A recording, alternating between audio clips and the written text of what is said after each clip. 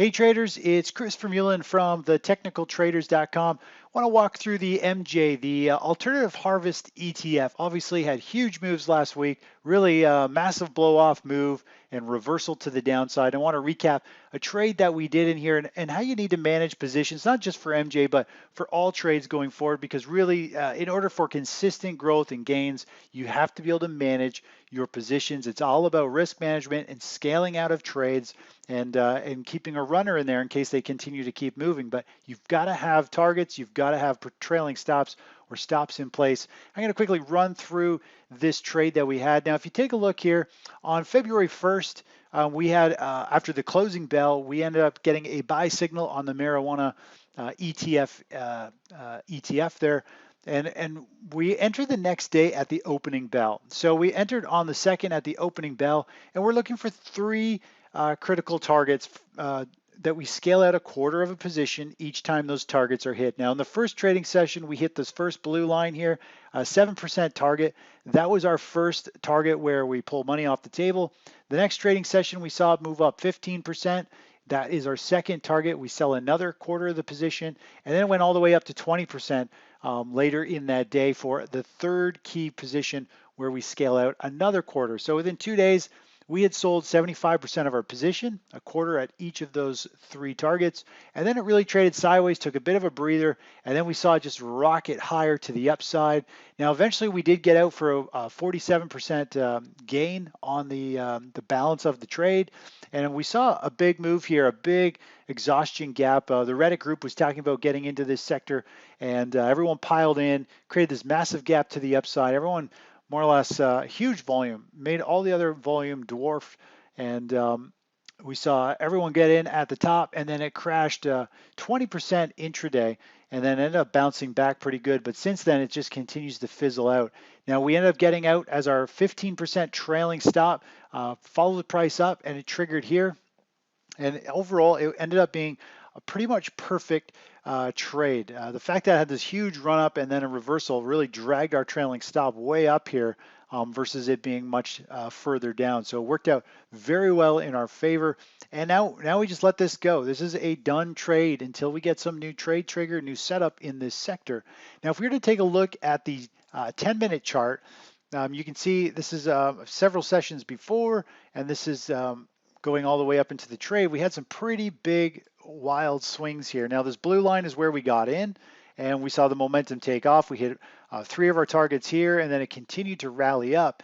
And this is when things started to get pretty wild, where we saw the closing bell from one day. We saw the MJ ETF move up 20% in overnight trading.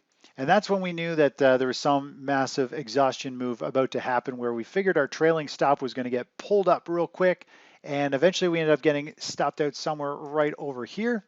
But huge moves. When you see any sector, especially just a sector, not a stock, move up 20%, falls 16%, and then rallies 22%, that is a sign that we are getting close to a major top, and there's definitely, it's just a trade that now has tons of risk. Obviously, it collapsed even further, fell 35% over the next trading session, and we were able to avoid all this noise.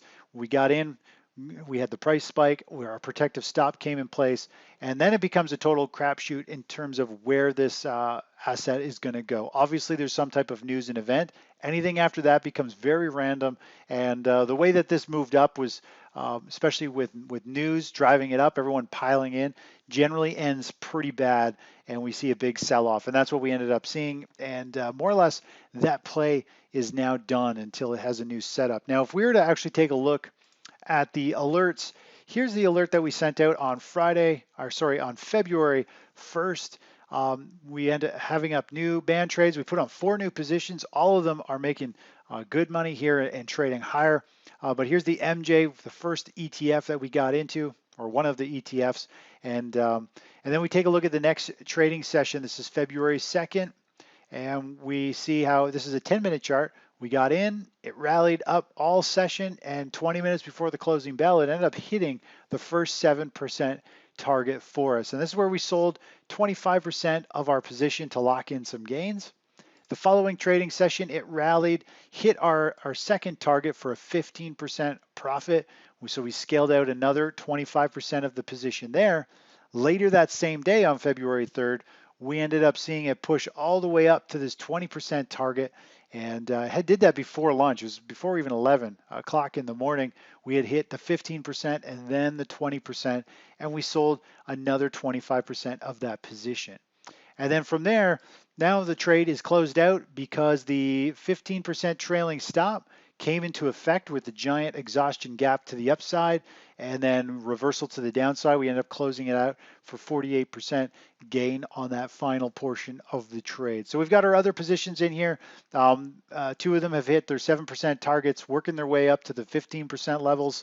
And our other trade here is going to continue to mature until the stock market gives us a sell signal to get out. But overall, that's how you got to manage trades. You need to be scaling out at critical levels. Now, every asset class, whether it's an index, a stock, a sector, or a commodity, they're going to have different percentage targets. You need to figure out what those move on average and select some targets to be pulling money off, because you really never know if something's going to run 7% and then roll over and fall 30% or something like that. You can't just go all in and all out.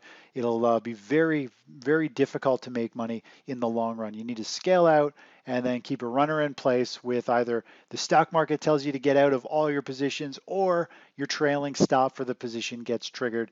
And that's how this one executed going forward. So hopefully that gives you an idea of how to play the markets, especially when there's extreme volatility. You need some type of protective stop. Trailing stops work exceptionally well, especially if something gets hit with news and it has a big spike. You want to see that stop get yanked up with it so that if it does reverse, which in most cases it will after a news-based spike, you want to make sure you get stopped out and lock in those gains before it collapses even further. Anyways, that's it for now.